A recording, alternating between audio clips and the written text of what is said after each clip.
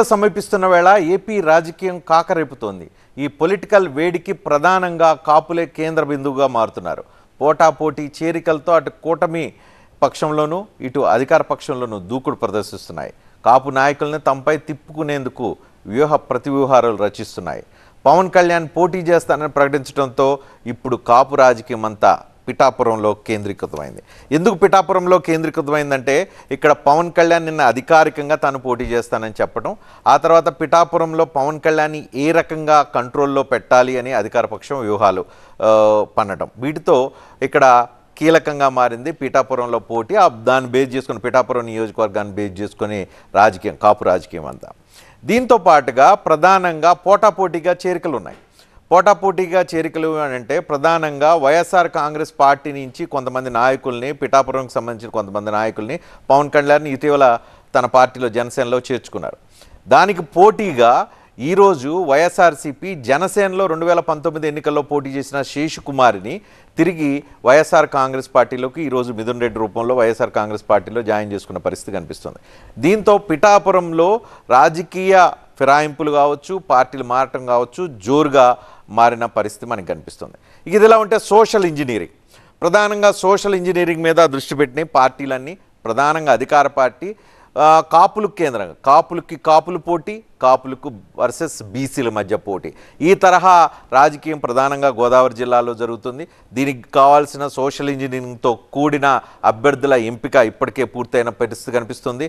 దీంతో పొలిటికల్ భూకంప కేంద్రం అంటే కాపులకు సంబంధించిన భూకంప కేంద్రంగా గోదావరి జిల్లాలు మారిపోయిన పరిస్థితి కనిపిస్తుంది. న్యాచురల్గా గోదావరి జిల్లాలో కాపుల డామినేషన్ ఉంటుంది, వాళ్ళకి పోటీగా బీసీలు కూడా అదే స్థాయిలో అక్కడ రాజకీయంగా తమ ప్రభావం చూపుతారు. దీంతో పవన్ కళ్యాణ్ రూపంలో అది కూటమి అంతా కాపు రాజకీయం కేంద్రం చేస్తూ ఉంటే, పోటాపోటీగా మొన్నటి వరకు బీసీ రాజకీయాన్ని చేసిన వైఎస్ఆర్ కాంగ్రెస్ పార్టీ ఇప్పుడు ముద్రగడ లాంటి వాళ్ళని పార్టీలో చేర్చుకోవడంతో కొత్త సోషల్ ఇంజనీరింగ్ అంటే కాపు వర్సెస్ బీసీ దిశగా అక్కడ రాజకీయం నడుపుతున్న పరిస్థితి మనకు కనిపిస్తోంది.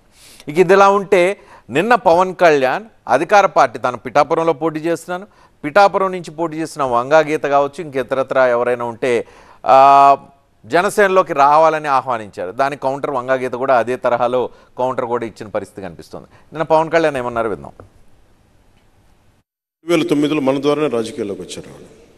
సో దురదృష్టవశాత్తు ఆవిడ ఉన్నారు. భవిష్యత్తులో ఆవిడ వైసీపీని వీడి జనసేనలోకి రావాలని మనస్ఫూర్తిగా కోరుకుంటున్నాను.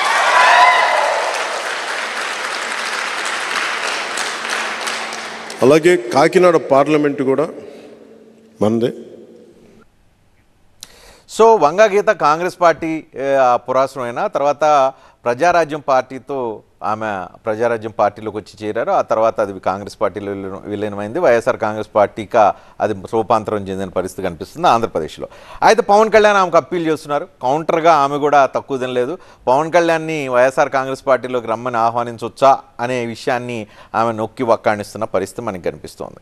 ఇదిలా ఉంటే ఒక పక్కన పవన్ కళ్యాణ్ ఈ రకమైన వ్యాఖ్యల నేపథ్యంలో ముద్రగడ, వంగా గీత ఈరోజు ముఖ్యమంత్రిని కలిశారు. వైఎస్ఆర్ కాంగ్రెస్ పార్టీ నాయకుడిగా ముఖ్యమంత్రిని కలిశారు, సమాలోచనలు చేశారు. అవుట్కమ్ ఏంటనేది బయటకు రాలేదు. కానీ ఖచ్చితంగా వైఎస్ఆర్ కాంగ్రెస్ పార్టీ పవన్ కళ్యాణ్ పిఠాపురం కేంద్రంగా, అదేవిధంగా గోదావరి జిల్లాల్లో రాజకీయ వ్యూహరచన చేయడానికి వీళ్ళతో సమాలోచనలు చేసినట్లుగా మనకి క్లియర్ కట్గా అర్థమవుతుంది.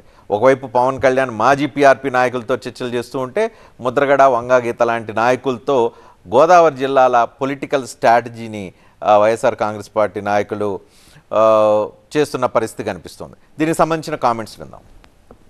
నన్ను గెలిపించమని కోరుకుంటున్నాను. ఈ గెలుపు నా కోసమో కాదు, పోరాటానికి నాకు మరింత బలం చేకూరుస్తుంది. మీ అందరి ఆశీస్సులు ఉంటే మనిషికి లక్ష్య పంచినా అది పనిచేయదు. జనసేన గెలుస్తుంది, పవన్ కళ్యాణ్ గెలుస్తుంది. గెలవడాలు కాదు, లక్ష మెజారిటీ అని చెప్పండి. లక్ష మెజారిటీ కాకినాడ పార్లమెంటు దద్దరిల్లిపోవాలి. పవన్ కళ్యాణ్ అన్న వ్యక్తి మీద ప్రజల్లో నమ్మకం లేదు.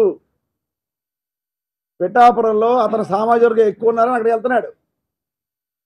అతని సామాజిక వర్గం వాడు కూడా తెలిసి ఇతను ఎటువంటి వాడు కనుక నాకు తెలిసి ఉండగా, నాకు కూడా సామాజిక వర్గంలో మంచి ఫ్రెండ్స్ ఉన్నారు కాబట్టి నాకు తెలిసి ఉండగా ఆ సామాజిక వర్గం వాళ్ళు అందరూ తెలివైన వాళ్ళు.